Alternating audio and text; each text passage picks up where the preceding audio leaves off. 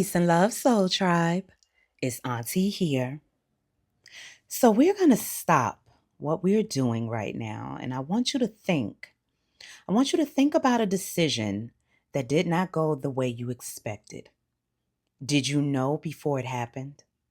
Sit in that moment for a little while and ask yourself, was I listening to my inner voice, or was the noise outside of me too loud? That inner voice will never lie to you, but all the opinions surrounding you, all the loud noise will. That's what we're talking about, y'all, today. Welcome to the Soul Tribe Podcast. So, we're going to name the noise. We're going to get very specific. The noise does not always sound like noise. Sometimes it sounds like wisdom, love, or even God.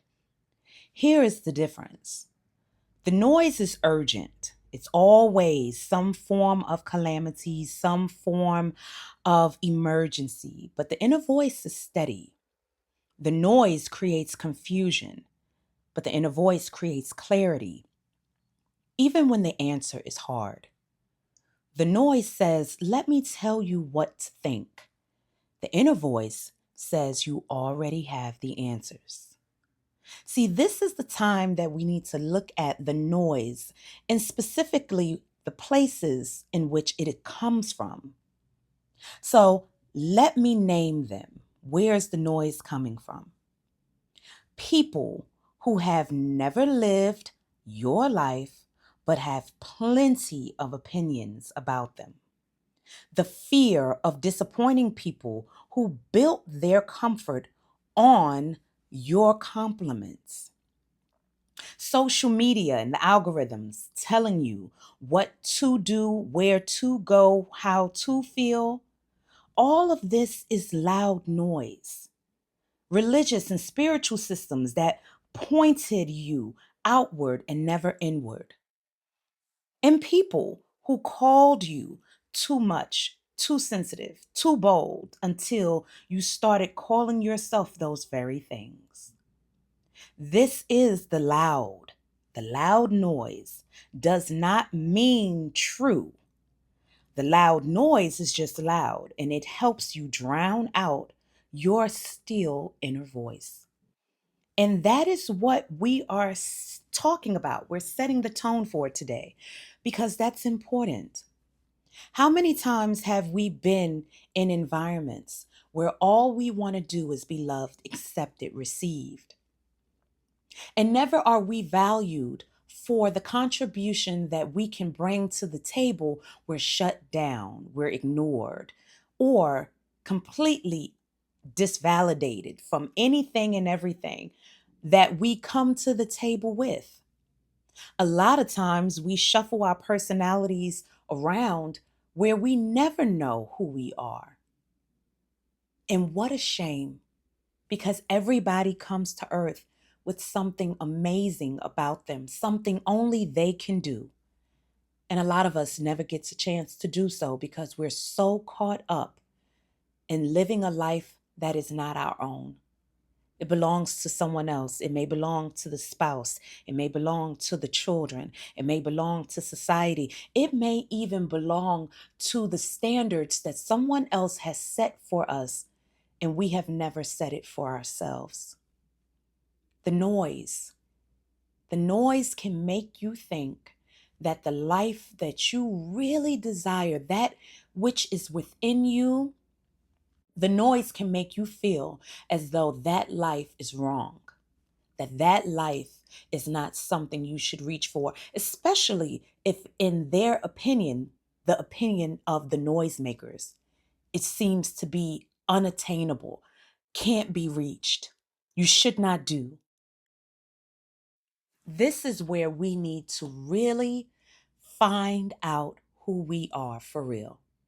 So I tell people this all the time. What is the first rule to living on earth? The first rule to living on earth is know thyself. Know thyself. Know everything about thyself. Good, bad, different, up and down, in and out, because it is knowing thyself and the lessons that come along with it That's where the riches are. That's where the laurels are. That's where the lessons that we learn, gain, the victories that we've earned. So, all the time that we're listening to someone else, a lot of the time, these are people who are literally trying to keep you from making what they see to be a mess of yourself. And to some degree, they may be right. Okay, we're going to call a spade a spade. But even if that is the case, shouldn't you have at least the right to do so? If it is your life where the lessons must be learned and gained, shouldn't it be your right to learn those lessons however you need to learn those lessons? Because your soul is requiring that experience. So, that being said, so Auntie, what was that time in your life where you really needed to find some self discovery, where you really needed to connect with your purpose, when you was told that's stupid, why are you doing that, why would you do this, why would you do that? I'm gonna give you a testimony, y'all. I was 18 years old and I was living on my own, and in my head, oh my God, I'm living right, y'all, I'm out here. And I met my husband, and within a few weeks of meeting each other, we got engaged. And to the world, it seems like, whoa, hold up, homie, pump your brakes. That's a little fast. You feel me? And there were family members of mine, rightfully so, who felt so. But something in me was like, nah, you really need to keep pushing this forward because that's your person. And yes, did it come with some lumps and bumps? Did we have to find our way back to center as a couple? Absolutely, we did. But was my choice wrong? Absolutely not. See, the one thing I realized at a very, very young age was the importance of listening to my inner voice. So I got married at 19 years old and had my first child, bought my first house, all of this within a 9-month period. And we're now 23 years in, and we have experienced highs and lows together. And yet it was still the right choice. Sometimes I feel, though, people seem to think that a right choice will not come with challenges. But I have never known a person from the cradle to the grave who didn't have challenges in the center. It's this naivety that where people try to keep you from making mistakes that them themselves could not keep from making. And to some degree, maybe they see it as a way of protecting you, but maybe it is them who need the protection from the past that they could not correct. Asking yourself whether a right choice is a right choice should never be made based on someone else's opinions. And so, yes, I got married and had a whole family. And then I experienced it again. I experienced it again when it was time for me to build my career. And I've always been a champion for people, always been the person who will always stick up for the underdog, always a person who is willing to stick my neck out for people, especially when I know something is not right. And I have always known others who will turn a blind eye when they see something that's not right, not just, not fair. And so I was that person when I realized that I needed to use my voice. And when I was younger, I always envisioned myself being a writer, being a person who wrote stories and wrote articles. And I was like, man, I would love to write for a major publication. And one day I did. I wrote a lovely little piece, and it came across the path of Miss Ariana Huffington, and she sent me an email saying that she wanted me to write for the Post. And I realized in that moment, oh my God, I was right. It was meant for me to tell stories, to reach the hearts of others, to break the ground of the souls of others through my words, through communications, not giving two shits what other people thought, because it's when we care about the opinions of others do we betray the voice within. And that was the beginning of me trusting my voice fully. Now, did that come with lumps and bumps? Absolutely. There are always challenges to every circumstance and situation. What I realized is when I made choices and circumstances based on other people, and they came with challenges that were not mine, challenges that I did not see my way through, challenges and problems that I could not see or figure out how and why. That was literally because I was fighting a battle that was not intended for me. It was somewhere around my 30s where I began to question my spirituality, my faith. That was when, again, connected to that inner voice, that stillness within myself. Now, I grew up in a very religious family. We came out of the Pentecostal church. And I thank God for that foundation, because it was in that foundation that laid the framework for the rest of my life.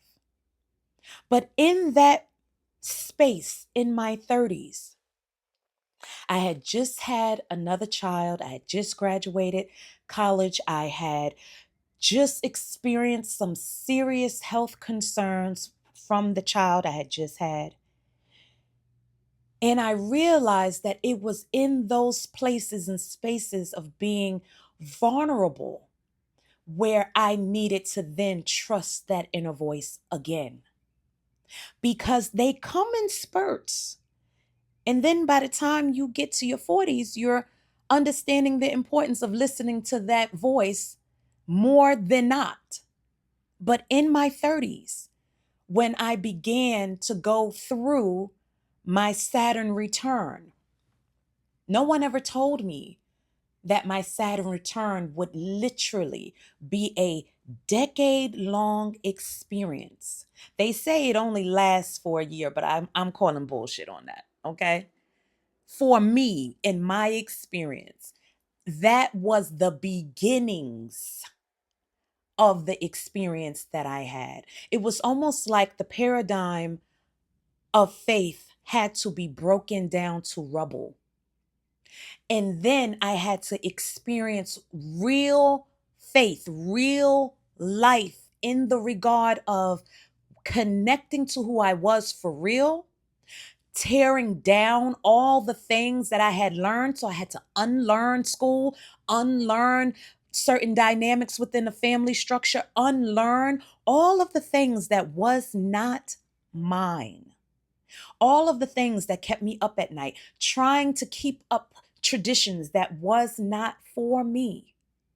It was only when I was in my late 30s when I began to experience something in spirituality we call the dark night of the soul. I had experienced a miscarriage, and then some months later, a car accident, and then another miscarriage after that. Your world is shattered, your business is having struggles, and you just can't seem to figure out what in the hell is going on. And then that still voice shows up again. And it's so funny because it always shows up when everybody else falls away. It's that still voice that holds you close. It almost cradles you like a mother and a child.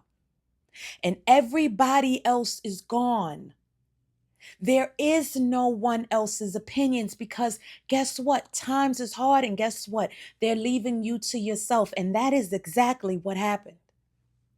And in that moment, I realized the importance of knowing God for myself, trusting that still and inner voice, and understanding that that still and inner voice was always meant to guide me. It was literally me.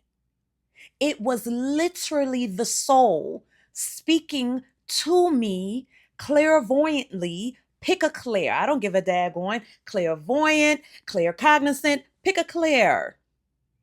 It was there to communicate. And I knew that it was in those moments where I heard God's voice the loudest. That was the literal shifting in my thinking, where nobody's opinion mattered more than that voice within me. Now, did it frighten me? Absolutely. Because we've been conditioned to listen to other people. We haven't been conditioned to listen to the still voice within, because at that point, you're taking your power back. At that point, you're taking your power back, and by any means necessary, bless the brother Malcolm, that we understand the importance of, in this moment, what were you called to do that only you can do? And you were called by something greater than yourself. And I need you to connect with that. That is when my writing came back in the love of it. That is when my old shows that I used to do on thevisionarywoman.com came back, because I knew I was meant to be a writer. I knew I was meant to be in media. I knew I had to do it different, and I knew that my faith had to play a part. So no, I'm not here to tell you one way or the other what you should do specific, because specifically, only you know that. But the one thing I knew was that I had to tell people the importance of connecting back to yourself. Unlearn the bullshit that came from the family dynamics, especially if those family dynamics was toxic. Let go of the guilt and shame of being the black sheep of the family and pulling yourself out of those environments. Making sure you understand that the foundation of any kind of love has to start with you and you alone, and starts first with you. It can never start outside of you, whether it is one of your children, whether it is your spouse, whether it is your career. It doesn't matter. Pick one. Real love, true love, always starts with self. And at the end of the day, true love always ends with self. It's something about understanding oneself and understanding the first rule to living life: know thyself. So, what was the many places where I learned the importance of know thyself? So, if anybody's ever read the works of Plato, we understand that concept of Plato's cave. There were people chained in a cave, seeing only their shadows on a wall. The shadows were all they knew, so the shadows felt real. One person broke free and saw the sun for the first time. And when they went back to tell the others did not believe him. The shadows felt safer than the truth, the noise in the cave. The inner voice is in the sun. It has been there the whole time. The question is, am I willing to walk towards the light, even when the cave feels familiar? So, what are the 4 lies that we tell ourselves? So, lie number 1: my feelings are not reliable. I hear this all the time. The reason why it feels like your feelings are not reliable is because you have not fine-tuned them. It doesn't mean that they're not reliable. And don't mistake reliable feelings just because you've made mistakes. No one from the cradle to the grave is going to get it right 100% of the time. So that's the kind of brainwashing that we have to undo. So I was taught that emotions cloud your judgment, but my feelings are sacred data. I just had to learn how to read the data. So often we realize that a lot of times when people shut our emotions down, shut our feelings down, and they're not willing to see what can be on the other side of those feelings, it's because they're not emotionally steady or grounded or secure either. How do you allow yourself to connect with these emotions that were built in you as a GPS system for your soul? So, one of the things that I clearly know well is when I'm in an environment that feels uncomfortable. I don't give a damn how long that discomfort is there, I'm not staying because that's my inner compass saying, yeah, this is not for us. Yeah, we don't belong here. No, no, no, no, no, no, no, my dear. When I'm in the presence of someone who makes me feel uncomfortable, I may not be able to always put my finger on it, but my soul knows it's not right for me. Understand and overstand anything that may be right for someone else may not be right for you, and it is okay to walk away because it's not right for you. What person actually can take the same medicine and the body reacts exactly the same time after time after time? There are some things that are fundamentally not for you. It may be okay for someone else, but because you're living this life and this is your experience and perception is reality, even if it looks like it's working for someone else, it's still not for you. So those were one of the first set of lies that I told myself that I had to unlearn. So, Auntie, what's the second lie that you told yourself? That other people know better than I do. Oh my God, I went through that so deeply when I was writing at the Huffington Post and I was a UN ambassador to UN Women. And I always felt like I needed more credentials. So I went to school and I got more credentials. And then, even with those credentials, it wasn't enough to build my confidence up because I was working with such amazing people. And it was in those moments that I realized nobody has lived inside of my body, experienced my history, experienced my soul. I am the only qualified authority on my own life, and so are you. When do we live a life when we say to ourselves, okay, listen, nobody can do my life better than I can do my life. And even if it comes with some hurt, some pains, some challenges, some ups and downs, I'm willing to have the full experience because this is my experience to have. And even if it doesn't look right, it may be what's right for me. And even if it doesn't turn out right, what are the lessons that I'm supposed to gain from these experiences? What are the victories that I am supposed to have on the other side of these lessons? And how will I ever get there if I'm constantly listening to someone else outside of myself? This is where the wisdom comes from, y'all. So the third lie that I told myself was trusting myself is arrogance. We come up in a culture, especially within a religious culture, we come up in a culture where we are taught that self confidence and trusting oneself is a sign of arrogance because only God knows what's best. Well, what if God is in me and I am in God and I'm getting the direct connect?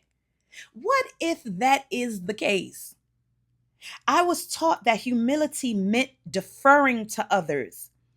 I was taught that, but abandoning my inner wisdom is not humility, it is self betrayal. I had to teach that to myself that abandoning my inner wisdom is not humility, it is self betrayal. Have you ever had a problem, a circumstance, a situation, and you went to somebody for advice? And when you took their advice and did it exactly how they said, it didn't turn out right, but you felt even worse than the problem itself because you listened to somebody else and it did not work. And that is the clear indicator for me. when I noticed I needed to listen closer to that still and inner voice. There will be times when I tell you no lie that Prime Creator brought people on my path to give me a word. And that was the word I needed because in that moment, my inner voice was cloudy. It wasn't certain. It was stifled. It was stuffed down, and I couldn't hear her speaking properly. So then God brought clarity on my path. But we confuse those moments with everyday functions. What should I do? Oh, I go to the internet to find out what to do. What should I wear? Oh, I pay attention to the latest trends and then I choose what I should be wearing. It's almost like we are now inundated with the opinions of computers, the opinions of social media, the opinions of family members, the opinions. They are loud, they are obnoxious, and they drown out that inner voice. So, what was the last and final lie that I told myself? If I was right, I would not feel afraid.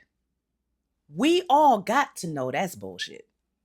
Because fear is always going to come when it's unfamiliar.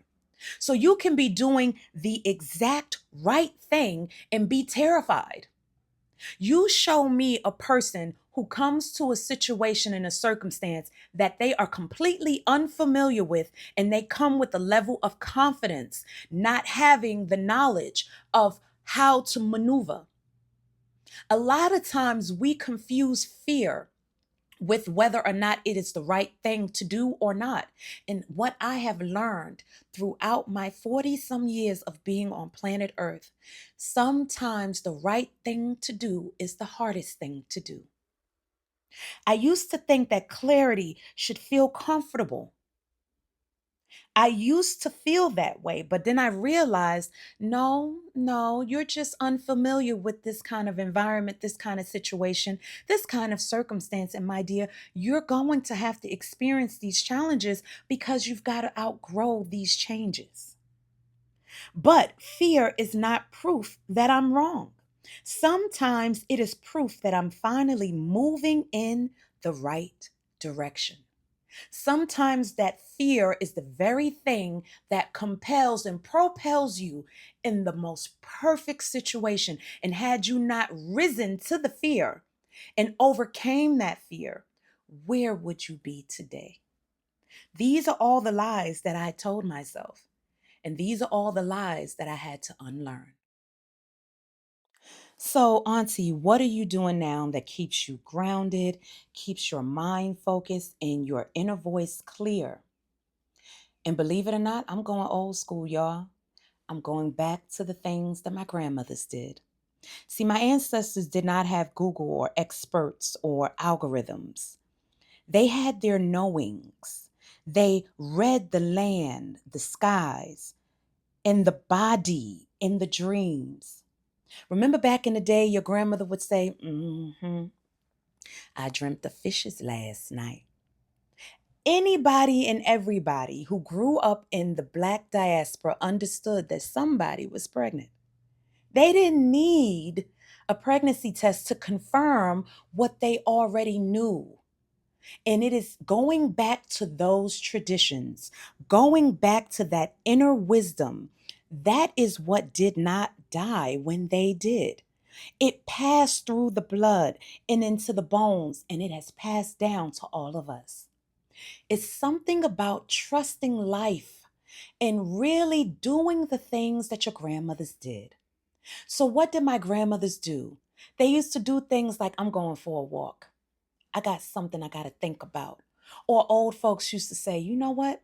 I think you need to sleep on it. And really, once you sleep on it, you'll feel better in the morning and the answers will come. Or remember back in the day, they used to make children sit down and be still because they wanted you to use your imagination, your creativity. It's all of that that we've gotten away from. When my inner voice speaks, I am not just hearing myself. I am literally connecting with my ancestral practices. I am literally doing what my grandmothers did. So, On Sunday mornings, we remember putting gospel music on and everybody getting up and getting ready. I no longer get up and get ready to go to church, but I go for my hikes, and that's where I find God.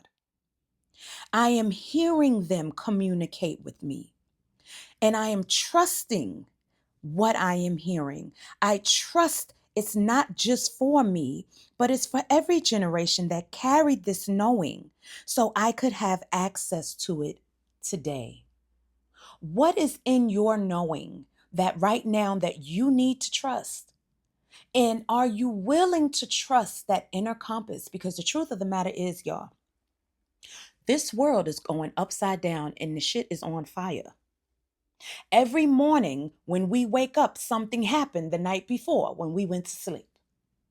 This is the appropriate time to develop a connection with your inner voice, because I'm telling you, when the rest of the world lies to you, you are going to need that inner voice to point you in the right direction. You're going to need that inner voice to guide you. And right now, more than ever before, you are going to need to know the difference between what is real and what is not. With AI going around, taking people's voices, changing videos, doing all kinds of wild and crazy things, you need that inner compass now, online within yourself, more than any time before. So let me bring you back to where we started. What did you know that no one told you, but you knew it? What is in you that you had an inkling for, a feeling of, the way you need to maneuver, the way you need to move around in this life at this time? Write it down this week. Stop explaining it to people who are not equipped to understand. Let me explain something to you that my grandmother told me one day. She said, Charmaine, you never tell your left hand what your right hand is doing. Sometimes your blessings, your manifestations cannot take place because you're talking too much.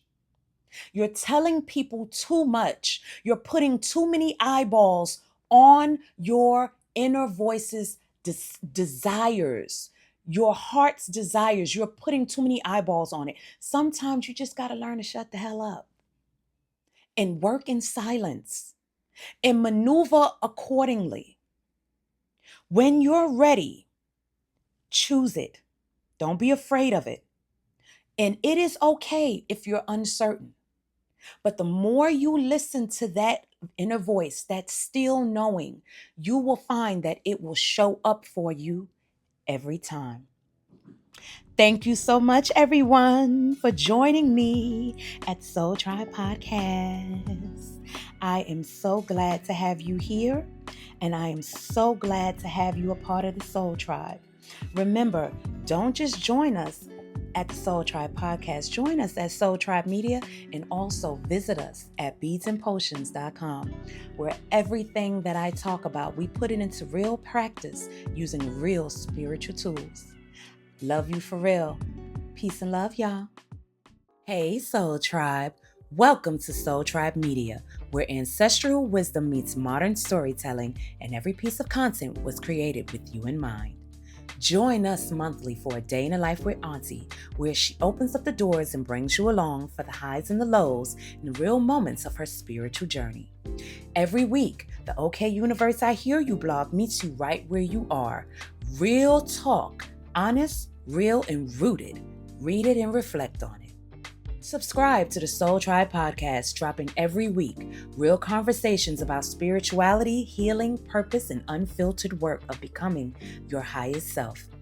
Sign up for B&P Chronicles, our monthly newsletter that goes deeper than the feed ever could. This is where the real wisdom lives. Don't miss it.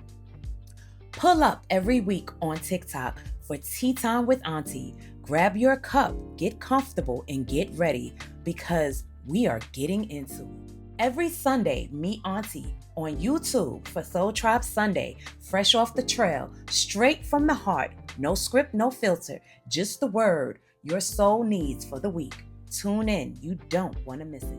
Soul Tribe Media exists because your spiritual growth deserves more than a post. It deserves a community, a consistent voice, and a content that actually shows up for you every single week. Everything you need to grow, heal, and show up fully is already waiting for you, beloved. You found your people. Now come home.